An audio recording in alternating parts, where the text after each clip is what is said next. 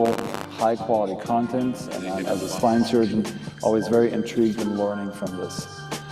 In 2025, to support our mission, we'll have to charge for CME credits, and this is doable through an all-access pass. This all-access pass will be differentiated for residents and fellows and for attending level or faculty surgeons. So please join us in the future. If you want to have CME credits, please do it through the all-access pass.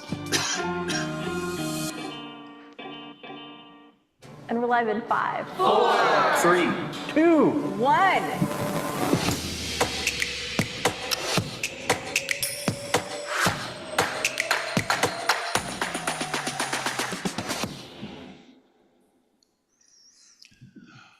Well, hello, everybody. I'm Jens Chapman. Today is April 8th. Welcome to this edition of the Tuesday evening Interesting Case Conference on April 8th, hosted through SSF TV.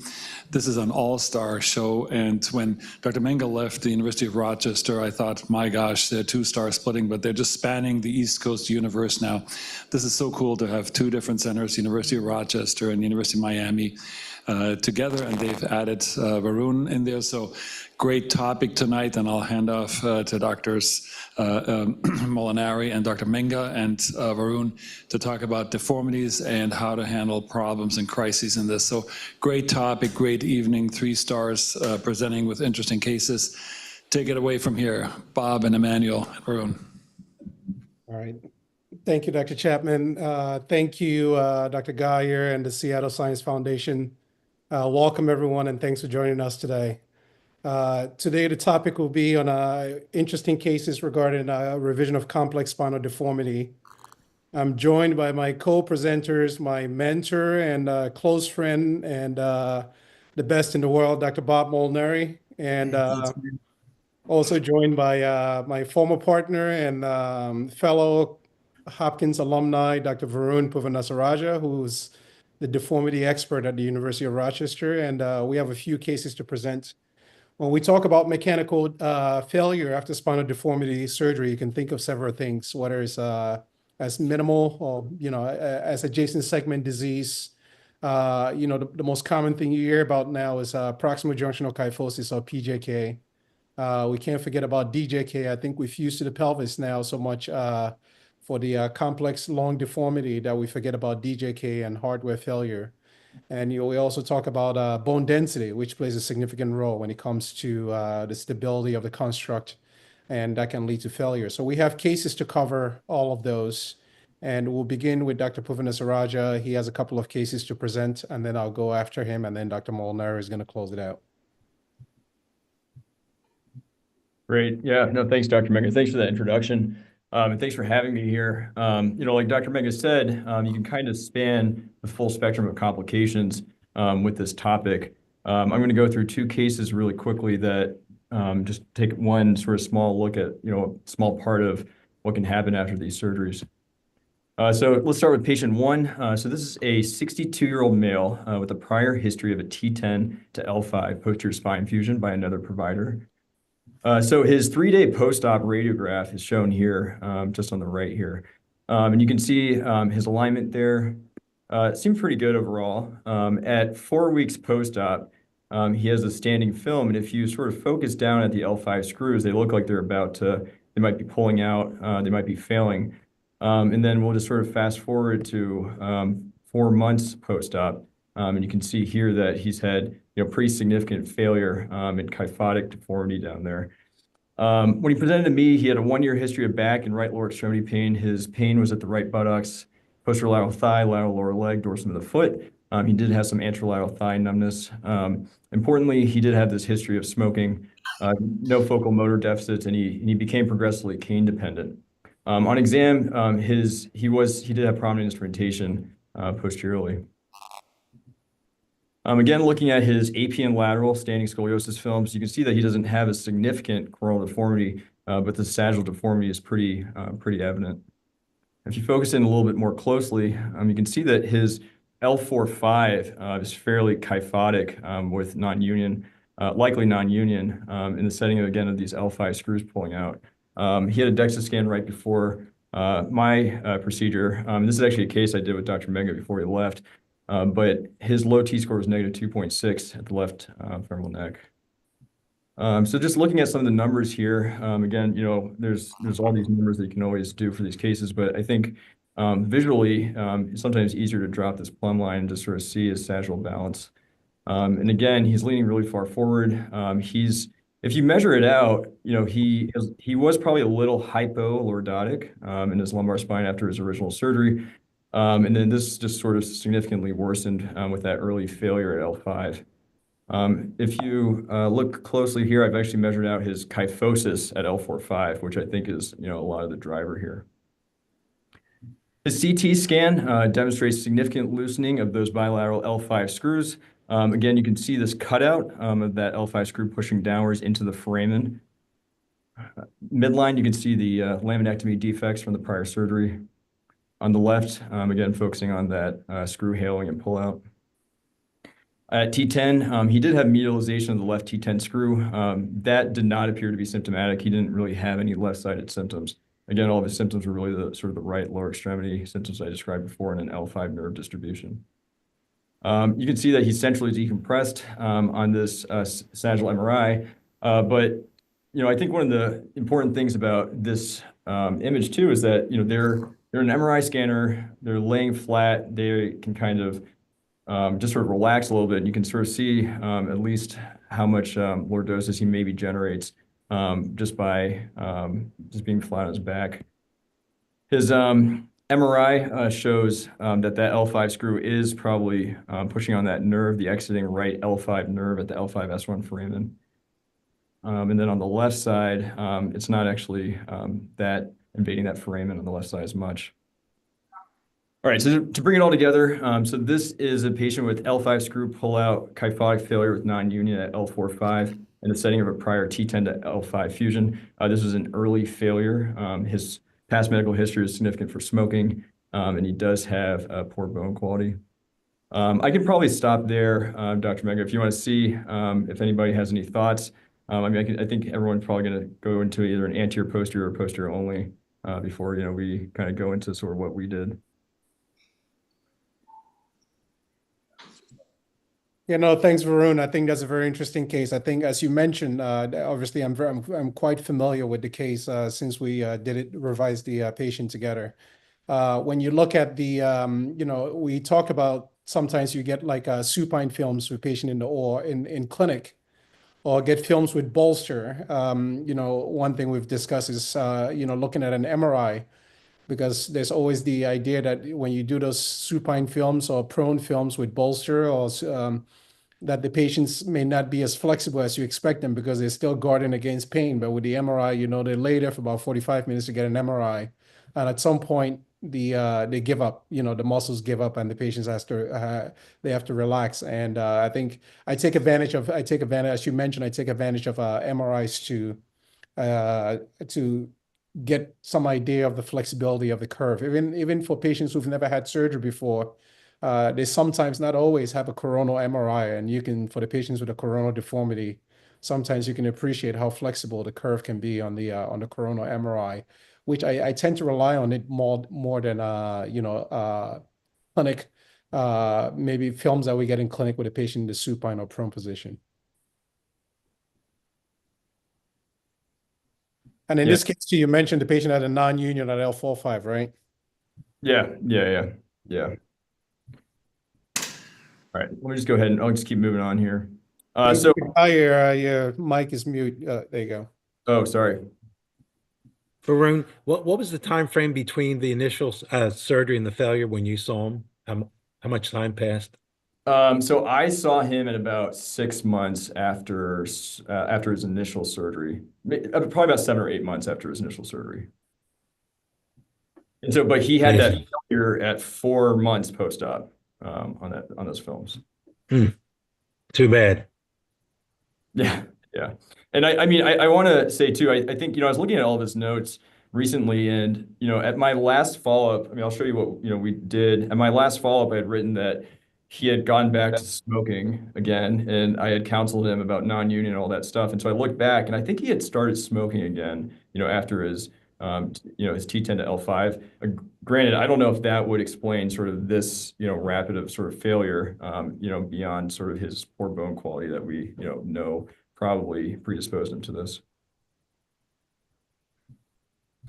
So what we ended up doing was a ALIF at L5S1, staged, and then a posterior revision fusion going up to T9, again, revising that left T10 screw with L4-5 and L5S1 posterior column osteotomies. Let's see.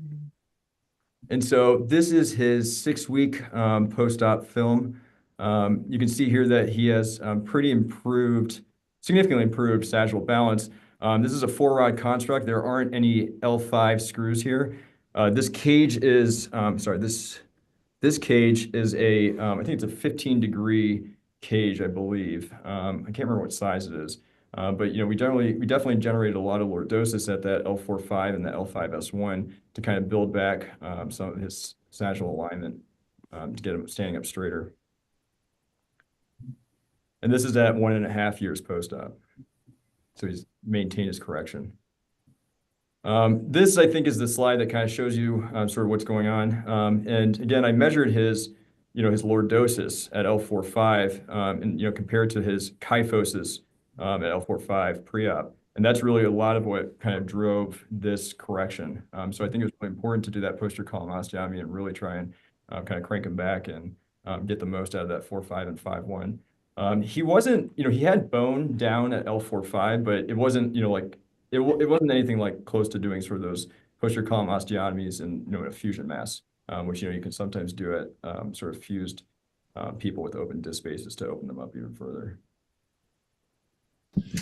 Varun, this is a great textbook case in so many regards, biomechanically, biologically, and also in terms of postoperative surveillance. So just on the latter part, all of us, if we do a lumbar fusion, when those patients do well initially and at the 2-week to 1-month mark suddenly come back to clinic with some increased back pain and a forward pitched posture, literally you can just send them to the CT scanner because there's some junctional failure that's taking place, and the distal junctional failures are disturbingly frequently missed by pure X-rays, especially when it's the sacrum with an S1 fixation with an S1-2 fracture. So I think this is discovered in a timely fashion and managed. Looking back, the question that's always on our minds nowadays is when we do a long fusion, like 3 levels or more, is it worth preserving an isolated L5S1 disc space or not? For postmenopausal females, I think the answer is pretty much no nowadays. We go to the pelvis, but can you discuss a little bit more of the decision-making of leaving the L5S1? I know it was not your decision-making, probably, to leave the L5S1 disc space unfused in a multi-level fusion situation. When can we preserve it? When is it safe to do that? Yeah, no, I think that's a great question. I have a pretty strong feeling about it. And I don't think it's really based in science, unfortunately. And I do it just based on how long that lever arm is. And so, I kind of arbitrarily say, if you get to like sort of L2 or L1, at that point, you really need to consider fusing the pelvis. I think from L3 down, you can kind of get away with, obviously an L3 to S1 easily. But I think if you go even beyond that, I think those risk factors that you discussed are really important as well. I've actually, I had a patient that, just had I only did a 5-1 fusion on, and she had like an insufficiency fracture right below it in the sacrum. And so, considering those variables is important. I think, I didn't talk to the surgeon who did this case, but, I'm sure kind of considering, hindsight's always 20/20 on these things, but, especially considering the bone quality and everything, I think fusion for the index procedure would have maybe been helpful. Yeah, I think, Jens, we often talk about doing long construct, and if you stop at L5, you carry a high risk for adjacent segment disease at 5-1. Well, if you stop at S1, you have a high risk for pseudoarthrosis at 5-1. But yeah, no, I think I'm in the same boat as you described. I think for patients with more than 3 levels of fusion, especially depending on the bone quality and their age, I think it's much easier it is a little bit more surgery, but it's much easier to take them down to the pelvis than end up with a problem like this, the distal junctional failure or pseudoarthrosis at 5-1 or with the sacral insufficiency fractures, as you mentioned. So for those patients, and that's, actually one of the, when we talk about, we just had teaching the residents last week, and one of our residents last year gave his grand rounds on indications and evolution of pelvic screws. And that's actually one of the indications for pelvic screws for long construct for more than 3 segments, especially within the lumbar spine. And Emmanuel, I don't know that anybody has quantitated this, but what is the functional loss by going down to the sacrum? I mean, going down to the ilium. It seems to me that it makes sense because the high degree of failure, but has anybody ever really, determined what the actual clinical loss of function is, or is it really nothing? I think it becomes more significant depending on how high up you go on the cephalus side. So if you're stopping at L4, even there's some people that have done L4 to S1. I try to put screws in pelvis because of the bone quality. I'd rather put a screw in the pelvis than end up with a sacral insufficiency fracture. Or I think the higher up you go, if you're going into T10, you're going to T4. I think you start. The lack of the loss of function, the bend in function, or even patients tell you they have a hard time reaching to wipe themselves after going to the bathroom. I think that comes in more with the longer construct. So I think, so I'm not sure exactly how much function they lose functionally by going to the pelvis with a short construct. I bet Jens knows. Very little. It depends upon what Emmanuel said was so true. So if you manage to stop at L5 safely, your non-union rate will go down dramatically as opposed to going to S1. But the pure function of the L5 S1 disc, I'm talking to the master right here, is an adjustment positioning, but not functionally that relevant. It's far more relevant where you stop on the top end and having a solid fusion at the bottom. So not much lost by going to the pelvis.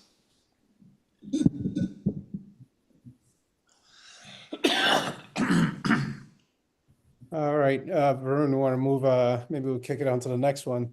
Yeah, of course. Yeah, and I'll go through this one really quick too. This is this one's a pretty straightforward case. So this is a 59-year-old woman with a prior history of a T5 to L5 Harrington rod in 1977.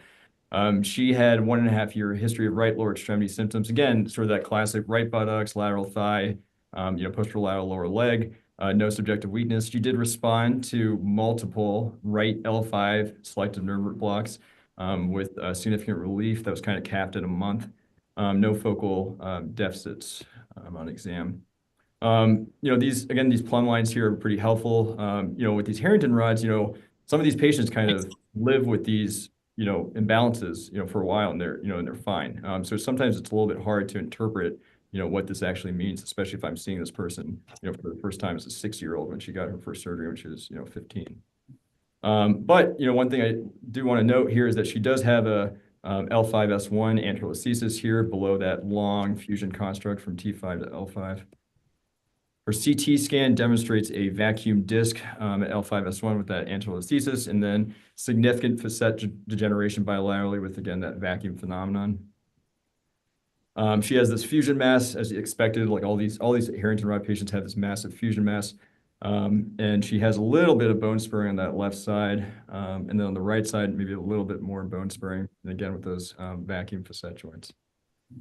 On the left side and the right side, she has pretty significant foraminal stenosis, as you'd expect, again with that long lever arm. So this patient has L5S1 distal adjacent segment degeneration and foraminal stenosis in the setting of a prior T5 to L5 fusion.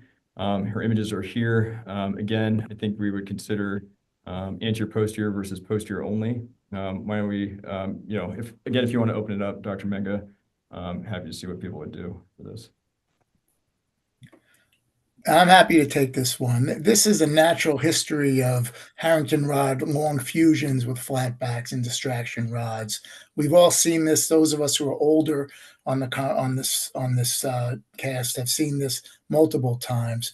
The problem here is you have one segment that's below a very long flat fusion.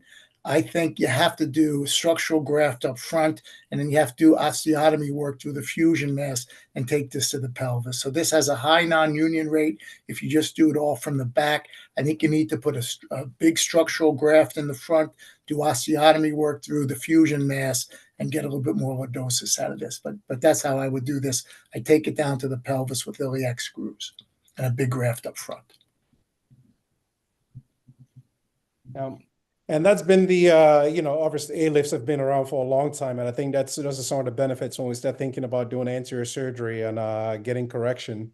We know for some patients, it's helped reduce the amount of 3-column osteotomies that we have to do for some of these patients, especially in some of these cases with a Harrington rod, which is completely buried in the bone, where first you have to look for the rod and then resect the rod. And in some cases, potentially have to resect or remove the bottom aspect of it. So when you create your lordosis with a 3-column osteotomy, the rod is not poking into the canal or is not pushing into the wrong place. So, but those are some of the strong benefits of incorporating anterior surgery to potentially, that's hopefully you get enough correction to potentially avoid the avoid doing a 3-column osteotomy. For Varun, what do you think of, like, for a patient like this who's coming in, they've had their deformity for a long time, they've lived with their deformity, and for some of these patients, they'll tell you, I'm just here for my leg pain, I don't care about the deformity. I've had a couple of patients like that with severe scoliosis, and they'll tell you, I don't care about the scoliosis, I've had it my whole life, I just want you to get rid of this leg pain that I'm having. How do you factor that in as you're making the decision whether or not you're doing a big surgery or just addressing the radiculopathy? Yeah, no, I think that's a great question. Let me maybe Dr. Blumenthal has his hand up. Maybe if he wanted to interject real quick. I actually was going to ask the same question. If this patient's complaint was primarily just the radiculopathy and they've been living with this, poorly sagittally balanced spine for decades, what's the downside of just doing an L5S1 front back? Anterior obviously is the way to go. Maybe a structural cage with screws through it, BMP, and then perk screws in the back, and see how they do if they don't want the big thing. Yeah, and I think thanks for that. Well, thanks for the question, Dr. Menga, and thanks for that point, Dr. Blumenthal. I think that was honestly kind of my approach to this, just from the get-go. I mean, I think that there's I think it's interesting to sort of see. Here, I'm just going to, sorry, I'm just going to rewind really quick here. Overall, her sagittal alignment's not that bad, right? It's not that bad. And so actually, if you do like big osteotomies, you might risk, trying to throw her back even more. And maybe you risk actually having some sort of PJK issue up top. I mean, I don't know if that's, actually something that could be proven scientifically, but and then the coronal deformity, like I had mentioned before, I don't know how long has she's been like, been this sort of orientation. Some of it might be the fact that, she has right leg pain. And so she's trying to unload the foramen. So maybe she's trying to, come over to the side a little bit. I'm not really sure. I treated this more as a, foraminal stenosis issue distal to a Harrington rod, as opposed to a persistent deformity issue. And so what I ended up doing was a staged ALIF L5S1, and then a posterior instrument fusion. Again, this is staged. And so this is her post-op after stage 1. And this is, so this is actually just an 8-degree cage. And I think this is size 11. So size 11, 8-degree cage. And so, I've talked to Dr. Menga about ALIS, before, and we always talk about how sometimes that 8-degree cage maybe results in more foraminal decompression, right? If you, you're not actually lordosing as much, so maybe you're just lifting. And after this stage, oh, sorry, go ahead. Oh, no. I think it's probably a glitch from someone. But after stage 1, she had complete symptom resolution, and she actually didn't want to do the second stage of the surgery, which, I don't think was, was an option for her. One thing I do want to note here is that she does have a little bit of that persistent anterolisthesis here. And if we, flip back to go to stage 2, I ended up just putting screws up to L3 and down to the pelvis. And, because again, she had that fusion mass all the way down to L5. And I used navigation for this. And, it was not super difficult, right? You're not really looking for those anatomic landmarks because you can just kind of go right through the fusion mass and put these screws in. And she, after that stage 2, we did reduce that anterolisthesis all the way. which wasn't necessarily a goal, but was kind of a nice finding afterwards. And then at final follow-up, which is only 9 months for her, so obviously time will tell. But she, her alignment looks pretty good. She did have, maybe some slight improvement in the coronal alignment, which might have been from, that foraminal stenosis we had talked about not being symptomatic for her. And her sagittal alignment looks right on with where she probably should be. I don't know if that's necessarily the right answer, but it's at least worked for her in the short term, and I'm definitely interested in seeing how she does long term. Hey, Varun, that's beautifully done. I have a question. If this patient had come to us 30 years earlier, and this is directed maybe at Dr. Blumenthal and Dr. Geyer, is there a role for disc arthroplasty in these 1 or 2 level patients coddled to a long scoliosis fusion? Well, Jens, that's asking the disc to do a lot. I've done a few, but they've had 1 or 2 normal levels before the Harrington rods down to L5S1, and the one is doing fine, and so is the other one. But I don't know. It's just a lot of forces on that bottom level. So I would agree. If this is a long lever arm and it's asking the disc to do a lot, and if the disc fails, then you've got a real mess. Hey, and Dr. Awe, Olatiliva Awe had a question. Why not remove the at least distal end of the Harrington rod with that hook that's sticking into the canal? Obviously, not in this patient, but when should we remove previous scoliosis hardware? Yeah, I mean, I think if you could prove that it's symptomatic, I generally would. Obviously, the last case that we removed that T10 screw just because it was medial, and even though it wasn't symptomatic. But I think for this patient, I would never, take that out unless if I could prove that it was actually causing some kind of symptoms. You can kind of get into a world of trouble if you start sort of digging in there.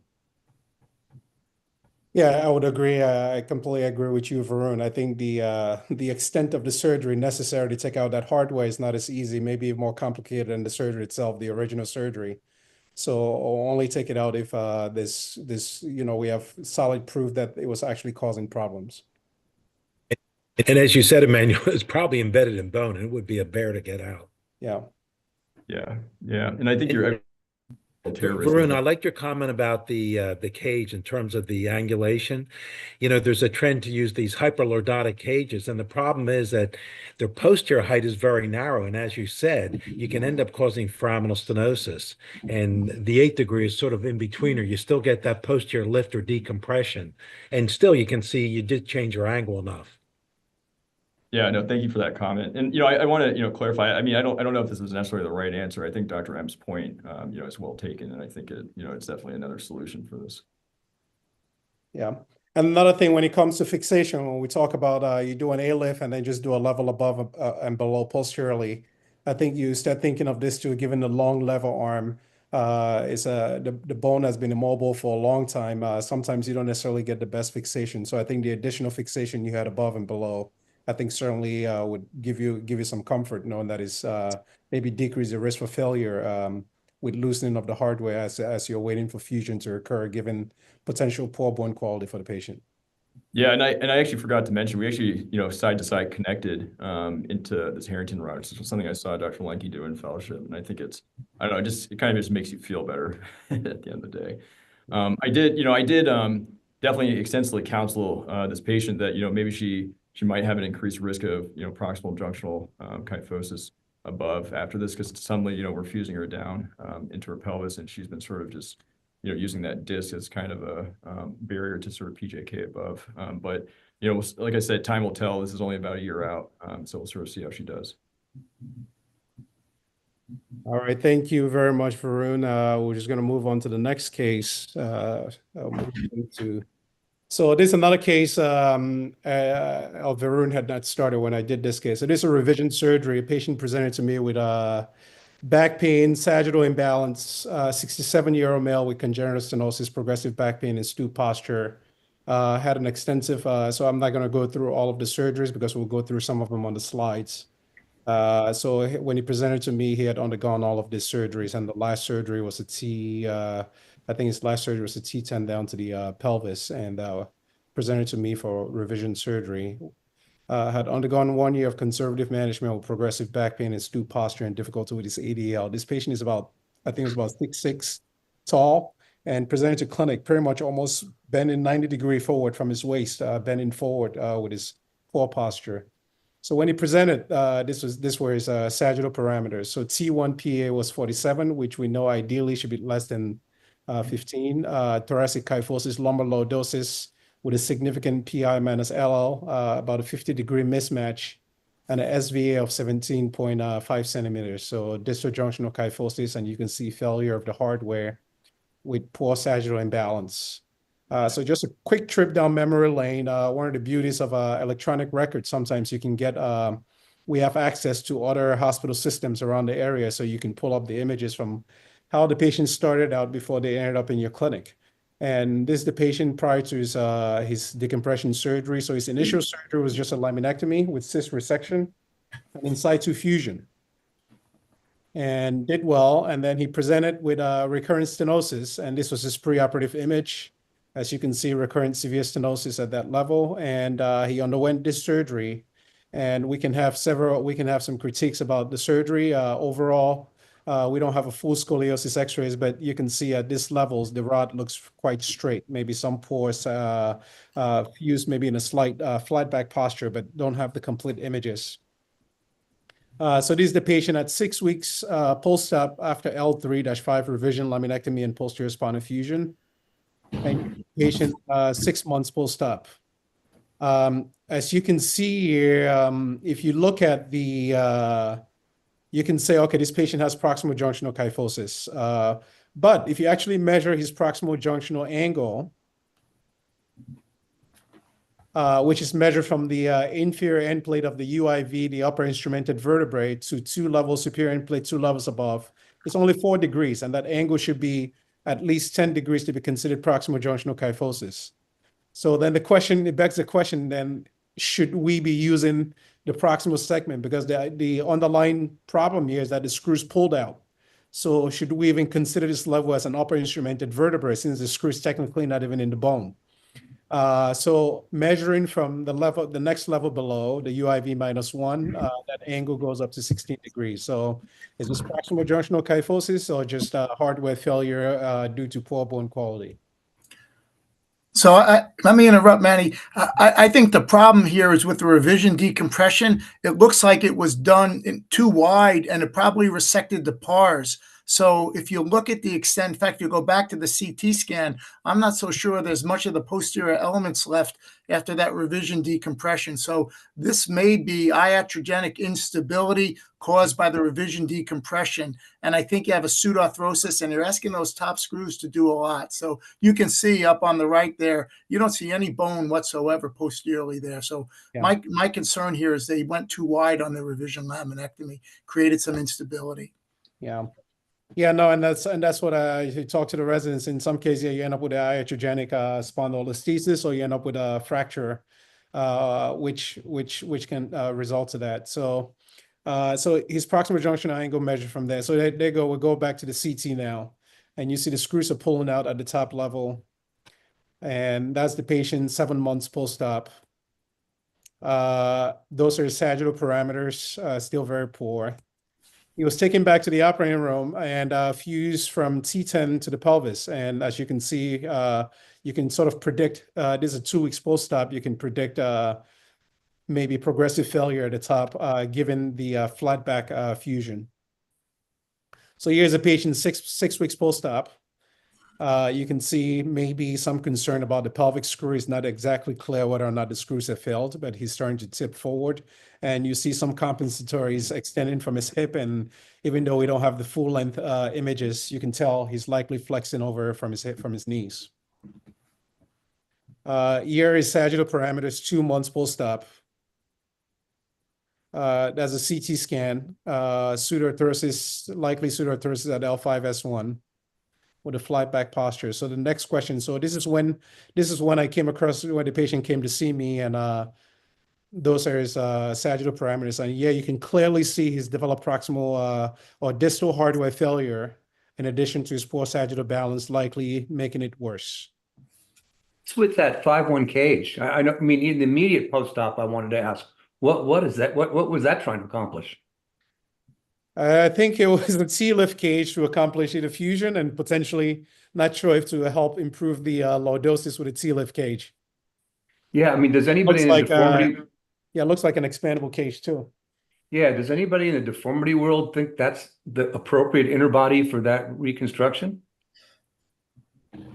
I think if you can get, certainly in this particular case, that did not work out. I think if you can get good reduction, good, in some case, posterior column osteotomies, a flexible spine, and get correction where the T-lift, I think I've had this conversation with Varun. I don't use T-lift cages to get, to correct deformity. I use it mostly for, especially if you do posterior column osteotomy, you resect the facet joints.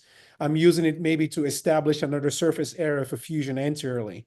So I personally, I tend not to use it for correction of deformity. I tend to use it more for potentially to establish a fusion surface, which it doesn't necessarily have to be a large cage, but just decorticate, taking out the disc and establishing that surface area for anterior fusion. I'm not sure if others use it for Dr. Chapman. Any input on that?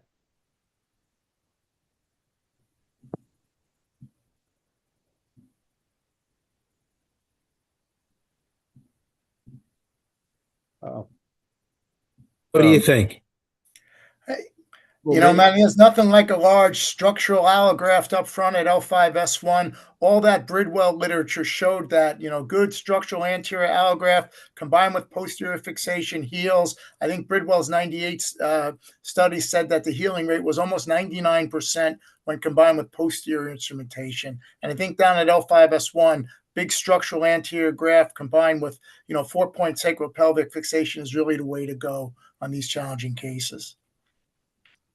So I kind of answered Dr. Blumenthal's question. You know, I kind of have flipped back and forth on this because I think what you're sort of mentioning is either an ALIF or a banana cage that you put really far anteriorly so that you can really compress in the back to be able to sort of lordose them, and you really take advantage of that ventral rim of bone that tends to be stronger. I think you can use these expandable TLIF cages. You just need to be careful and realize that they're not going to work that well if the bone quality is not, you know, good. They had to have like really like sclerotic bone, and you can actually generate a lot of lordosis at the L5S1 level with some, you know, even maybe bilateral TLIF cages if you really wanted to. Sometimes when that level is really collapsed and you just really need, and that's like the only mobile or not fused level that you have, that's an option. Even doing an 8-degree or 15-degree down there. I've done it with 23 degrees. I've done it with banana cages more frequently. But I think, you know, doing an ALIF, like, you know, Dr. M said, is kind of the most reproducible and kind of the easiest on the surgeon in some ways. And we all know that the strongest portion of the vertebral body is that outer rim, that outer 1 centimeter rim. So doing it anteriorly, you can really take advantage of that with a large structural graft.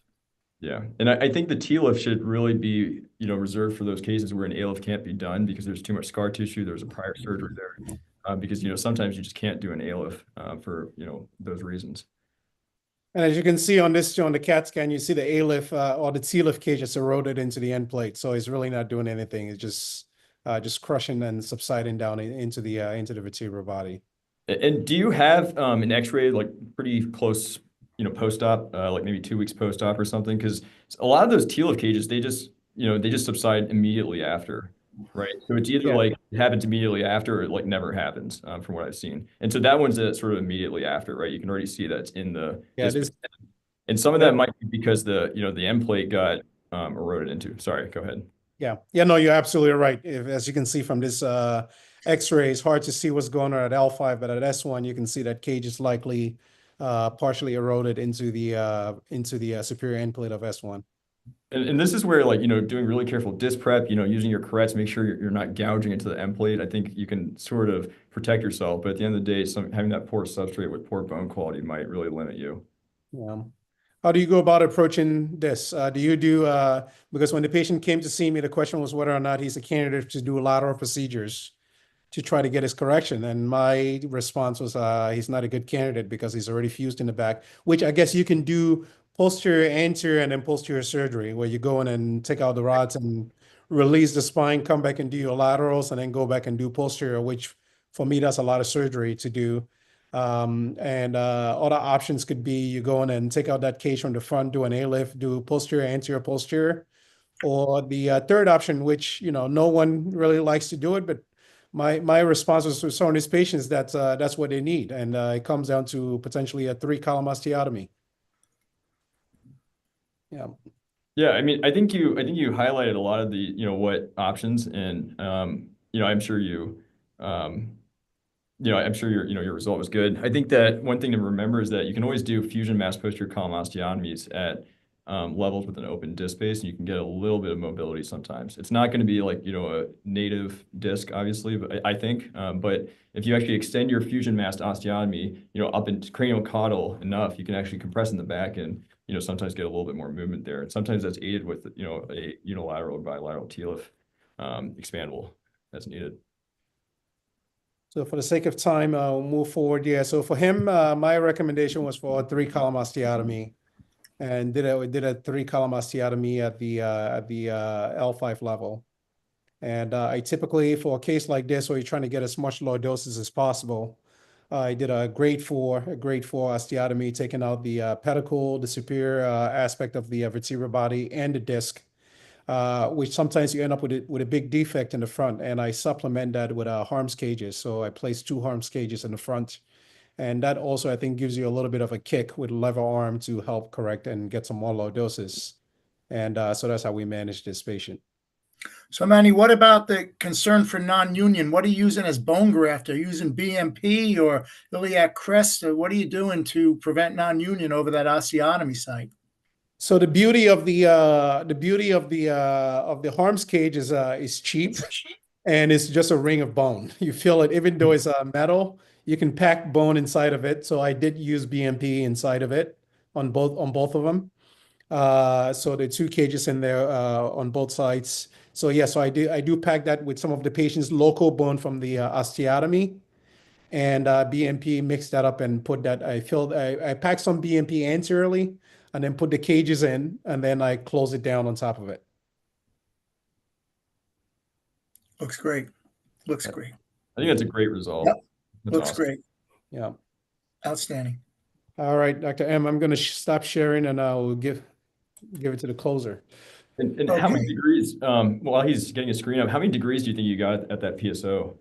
At the PSO, I can tell you his lumbar lordosis was corrected from 8 degrees to 47 degrees.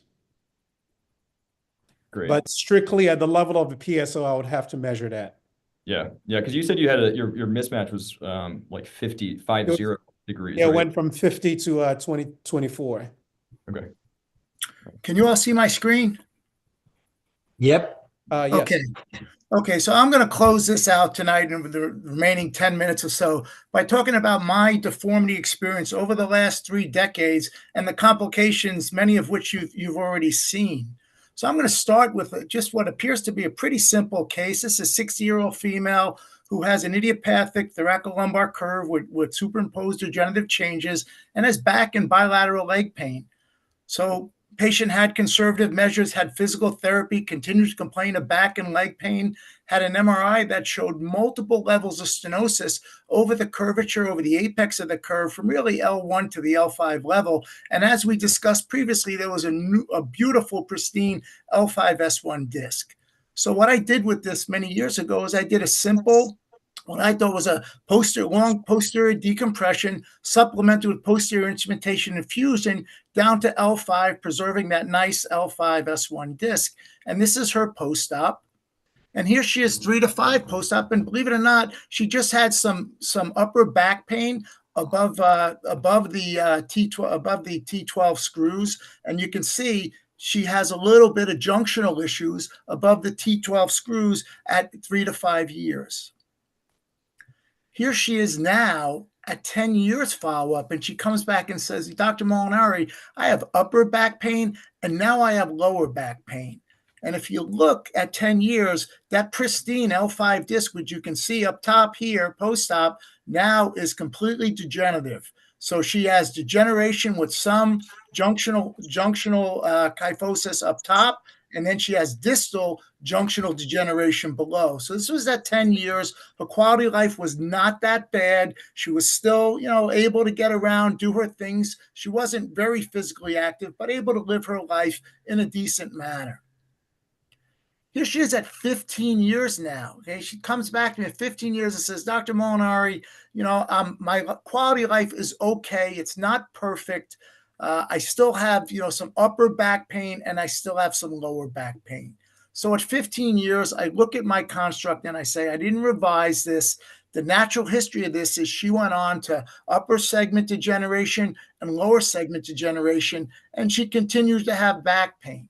So, I say to my colleagues on this case discussion tonight, I say, are we really doing a great job for these patients with these long operations, with these big degenerative scoliosis operations? Are patients really doing that well? And how do we stop adjacent segment degeneration? How do we deal with this in 2025? And I'll open it up for that, for some comments.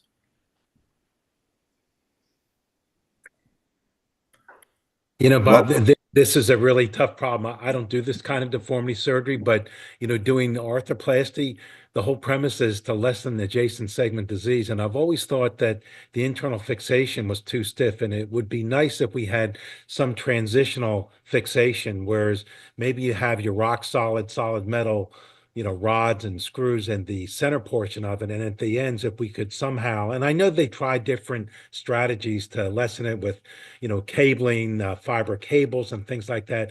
But there's got to be a genius engineer that can figure something out that allows us to still have fixation and hopefully maybe have a less stiff fusion rather than with the metal. So Rick, if I go back, Bob, go back a couple of slides.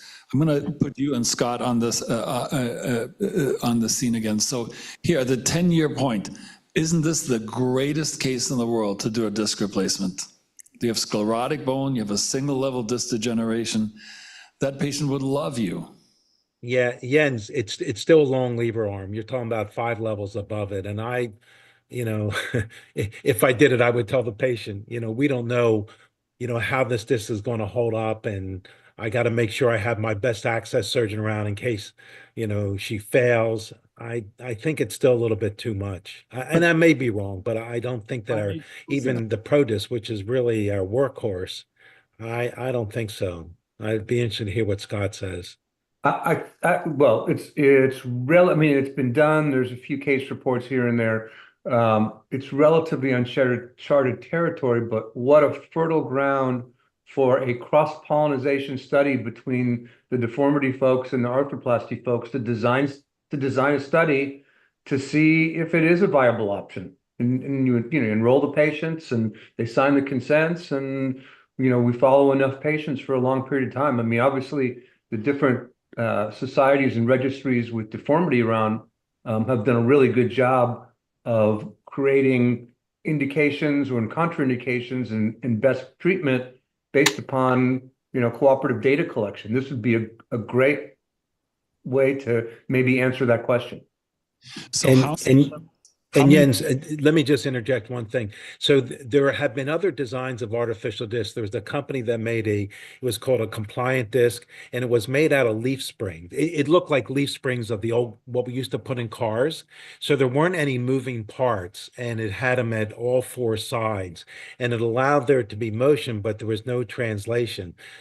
I don't know that a ball and socket made out of metal and plastic would hold up as well. I agree with Scott that it's fertile ground, but I think that, again, there's other designs that, could be made that would stand up to the forces of something like this, because, we see how they just ripped up the level, the transitional level.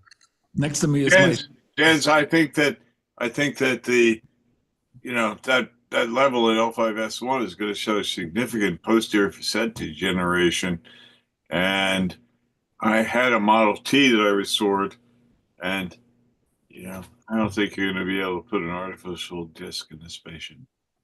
It's interesting you mentioned that, Randy, because I just came back from a meeting, and Rudy Bertinoli was there, and albeit he pushes the envelope. But I would say even in the States, those of us that are doing a lot of disc replacement, the extent of facet involvement in terms of radiographic degeneration, that line has become much more blurred than when we first started. We were purists. And now, as long as the facets aren't ankylosed or unstable, and if they're not the primary pain generator, based on medial branch blocks, which it almost never is, we definitely are doing more, we're being more aggressive than we were 20 years ago. Understood.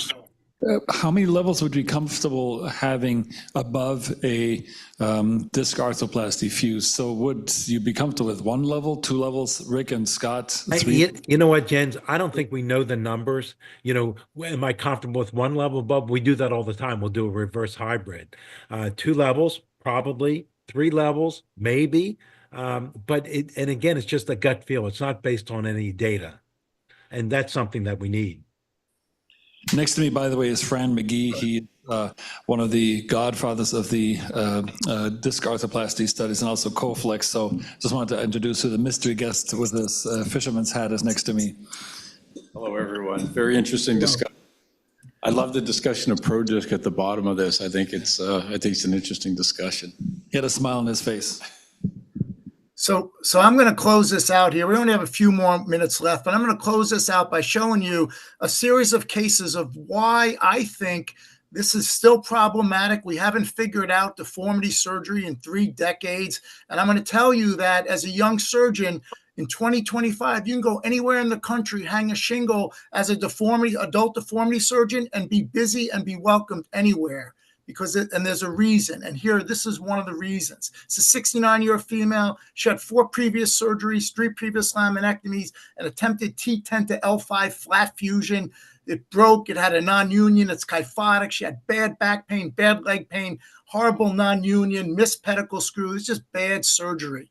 This was revised nicely with a long construct, as you've seen from some of my colleagues, going distal with 4-point fixation, going high to T10, and again, restoring sagittal alignment. We all know that revision surgery is problematic. The success rate can be as low as 40%. The complication rates can be as high as 70%.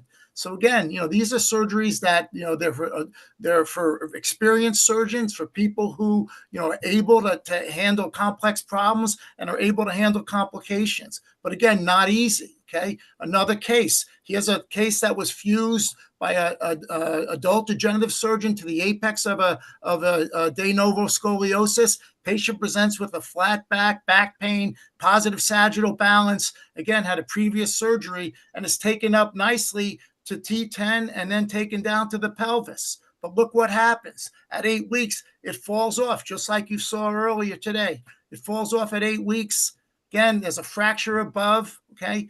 And how do you treat this? Why did this happen? Is it biology? Is that we really don't understand the biomechanics of what we're doing? We don't understand how the human spine behaves when you put 30 screws in it and change the alignment dramatically. And, why did it fail? Is it osteoporosis, as we mentioned before? Is it the bone biology? Is it the correction? Should have we gone higher? Should we have gone lower? I'm still, after 30 years doing this stuff, I'm still not 100% sure how to prevent this. And I don't think anyone on this conference call is. And this is what we did with this. We extended it up. But again, who knows how long this is going to last? So, proximal junctional kyphosis, we know it's a problem. 37% require revision, and I'm not so sure we know how to handle it. And lastly, I'll show you a common theme. So you see problems above, problems below. Here's problems below from a long fusion, like Varun showed. Pulls out. Okay, why did it pull out? Well, we didn't go to we did a lot of deformity correction, didn't go to the pelvis, and it gets revised from the pelvis. So again, I'm not so sure iliac fixation helps. I'm not so sure in 2025 we have the answers to this deformity surgery. I'm not so sure MIS is really the way to go with major deformity correction and the need for bone grafting and the problems with non-union. So that's my 2 cents on deformity surgery in 2025 with my experience over 3 decades.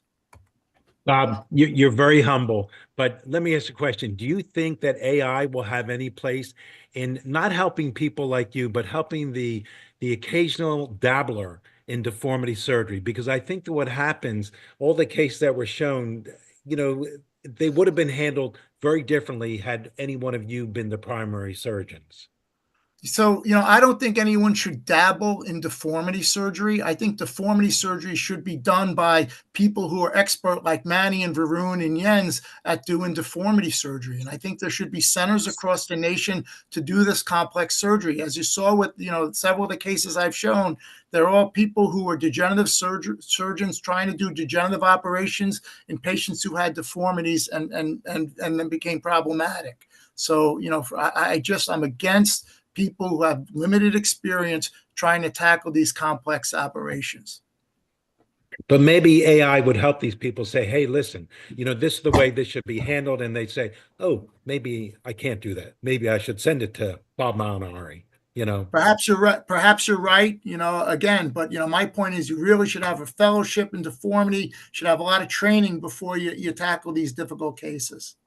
Well, there's no question. Actually, in the NHS, they have this, in this horrible government-run system, they have actually phenomenal data gathering, and they've answered that in that first pass has to be right program. They identified a critical mass of 40 deformity surgeries in a center per year as a critical number. The complications when it's below 40 would skyrocket, literally like that. So they basically have this kind of a mandate now to do deformity surgeries defined as more than 4 levels of fusions in centers that are nationally recognized by their trusts. Yeah, no, Dr. Guy, I think that's a great point you raised. And Dr. Molinari, those are some excellent cases. And, it goes to show, I've learned a lot from you over the years since I was a medical student and continue to learn from you. I think, as we talk about AI, we know, we have robotics now. Navigation has been around for a while now. And as you mentioned, you have people now trying to do these cases because they feel they can put in screws in complex deformity cases. So just because they can place screws doesn't mean they truly understand the whole concept of deformity. We just finished reviewing the letter of intent, the LOI letters for grants for Scoliosis Research Society. And as I'm reviewing some of this requests, and you get to see some of the ideas being suggested on how we tackle deformity, which, the new thing is AI, or everyone is talking about AI. So let's try using this AI method to tackle this, and you see how we can end up with problems like everything we've seen. So I think it still remains a challenge. And, hopefully people come to accept that, yes, even though they want to do deformity surgery, they should at least put in the time to learn how to do it and understand the concept behind the deformity before addressing or even deciding on what surgical procedures to do for the patient. Yeah, it's very, very humbling when you hear Dr. M or Bob talk about saying, I've done this for 30 years and I'm still not sure we're doing it right. And I think anybody that has done this for a long period of time will come to the same conclusion. I think, Dr. Menga, I think there, something should be said too about, some of these planning softwares that have been created again through, I think, these AI techniques to sort of, figure out what the, perfect rod contour is and everything else. And I think that's only going to add to, what deformity surgeons can do, especially with, sort of predicting what things fail and looking at sort of the 6-week and 6-month post-ops, with their database. I think a bunch of companies sort of make these rods. And so I think that's another avenue moving forward that might just make things better. Yeah, and more importantly, the rods, the screws, and understanding the biology, which is the part that's often missed. You can put the best correction on on any patient, but if the patient doesn't have good biology, it's not going to work. But yeah, I think there's still, and that's the beauty of deformity. There's still a lot to learn. As Dr. Molinari mentioned, anyone going to deformity, you have a long career. There's still a lot. You still be doing most of your own surgeries versus depending on machines to do it for you. Well, we're at the hour. Thank you for this tremendous and amazingly fast 60-minute experience from Dr. Molinari to Dr. Menga and Varun. All of you were really great cases, very good discussion points, and a lot of learning points. It's a lot to be discovered. And I think for me, the take-home message is avoid a fusion if you can help it. It's like some of those cases where, like Bob's case, that iatrogenic excessive decompression. that was just a shame to fuse that patient or decompress it in that fashion. But so what we can do to try to avoid fusions, I think doing better technique. And then again, when we have to do deformity surgeries, doing it according to all the three principles that Emmanuel just pointed out. Biology, good mechanics, and sound execution. So I want to thank you from the bottom of our heart for this very cool educational experience. And I think we had a great audience response also. Rod, do you want to close us out? Yeah, I mean, I think for me, it's very interesting. And especially, I love, Bob, your comments about how we haven't figured this out. I mean, I just literally revised one of my own cases last week. I went up to T4. So it's a really humbling profession. And I think, you know, all the cases you guys showed were terrific. So thank you so much. Thanks, Rod. Yeah, thank you, everybody. This was terrific. Thank you. Have a good evening. Bye, great All day. right.